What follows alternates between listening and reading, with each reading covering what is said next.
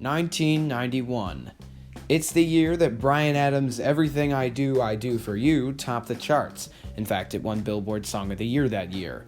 But it's also the number of delegates needed to secure the Democratic Party nomination for the presidency of the United States. We'll put a little comma in there. Whatever Democratic candidate is going to win the party's nomination in 2020, they're going to need to hit that magic number in delegates before the Democratic National Convention in the summer. So considering that Iowa goes first in this whole process, you'd assume that it's pretty influential in hitting that big number. But it's actually not.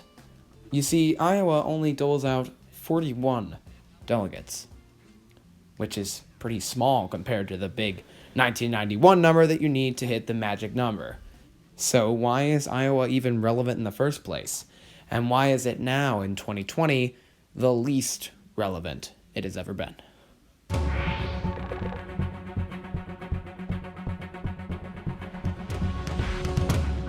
It's Thursday now, and nobody cares about the Iowa Caucus because of the State of the Union drama and Mitt Romney voting against Trump on impeachment. But oh wait, he was acquitted anyways, and you know what? That's pretty normal. The news cycle works in a crazy way, especially through this Trump presidency.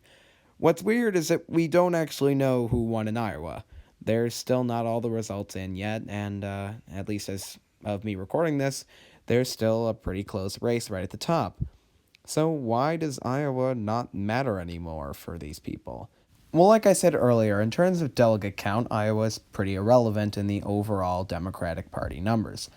It's only 41 delegates out of the over 1,900 needed to clear the party threshold for the nomination. So it's not an important state strategically in terms of delegates like California or Texas or New York. However, the real importance of Iowa comes from its earliness. It's the first vote in the primary season, and a win in that state and all the media coverage that comes from it can really help to prove your electability. I know, you've heard that word a lot thrown around in this 2020 election because it's one of the issues that Democratic primary voters are really looking for. But here's the problem with this argument.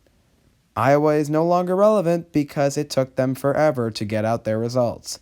And like I said before, no one cares about Iowa anymore.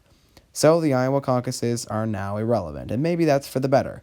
After all, there was only 170,000 people that turned out to vote, and 91% of them, according to an NBC News entrance poll, were white. So it really doesn't reflect the diversity or the multitudes of people that live in this country, which is maybe why Mayor Pete did so well, because he tends to do well in elections with only 100,000 people. So if Iowa's irrelevant, then what matters? Well, it looks like all the candidates, including Michael Bennett and